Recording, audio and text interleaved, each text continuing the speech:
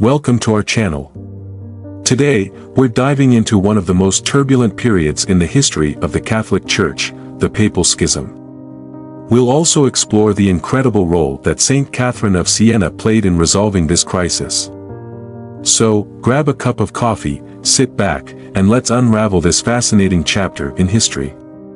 The Papal Schism, also known as the Great Western Schism, occurred from 1378 to 1417. This period saw multiple claimants to the papacy, creating a divide within the Church that was both spiritual and political. For nearly 40 years, from 1378 to 1417, the Christian world was divided not by theological disputes, but by the very leadership of the Church itself.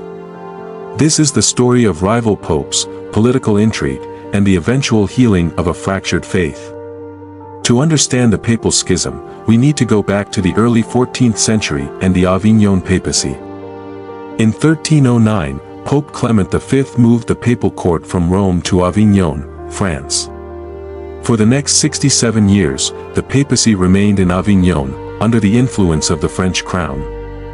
In 1377, Pope Gregory XI returned the papal seat to Rome, but his death in 1378 triggered a crisis.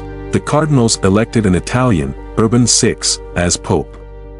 However, Urban's abrasive personality and reforms quickly alienated many of the cardinals. In response to Urban VI's controversial papacy, a group of cardinals declared his election invalid and elected Robert of Geneva as Pope Clement VII. Clement VII established his court in Avignon, leading to the Western Schism with two popes, one in Rome and one in Avignon. The schism wasn't just a religious crisis, it was deeply political.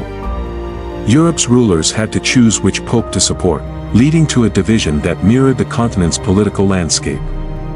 The schism weakened the Church's moral authority and complicated European politics. Nations like France, Scotland, and Spain supported the Avignon papacy, while England, the Holy Roman Empire, and most of Italy supported the Roman Pope.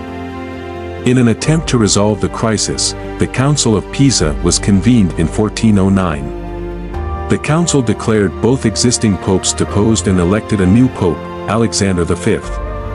But instead of resolving the schism, it created a third papal claimant. The schism finally ended with the Council of Constance, 1414 to 1418. The council managed to persuade or depose the rival popes and elected Pope Martin V, who was universally recognized, thus restoring unity to the Church. The end of the schism didn't just heal a divided Church, it also paved the way for future reforms and set a precedent for how the Church would handle internal conflicts. Saint Catherine of Siena played a crucial role during this turbulent period. Born in 1347, Catherine was a Dominican tertiary known for her piety, mystical experiences, and active involvement in church politics.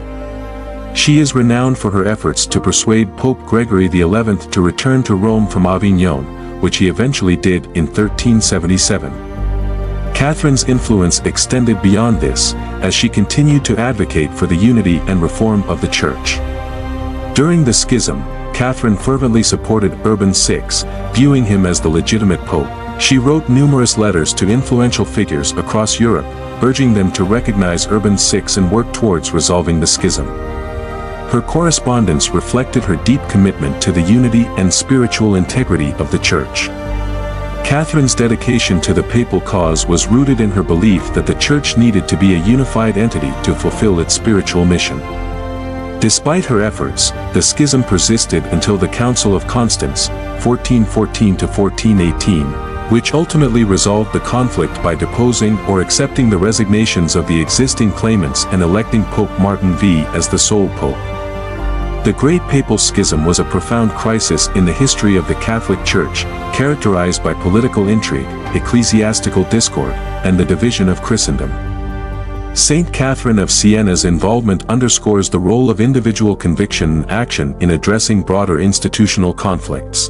Her unwavering support for Urban VI and her calls for unity and reform highlight the complexities of navigating such a tumultuous period in Church history. The Western Schism remains a powerful reminder of the intricate relationship between religion and politics. It's a chapter in history that shows how leadership and faith can be challenged and ultimately restored. Thank you for joining us on this historical journey.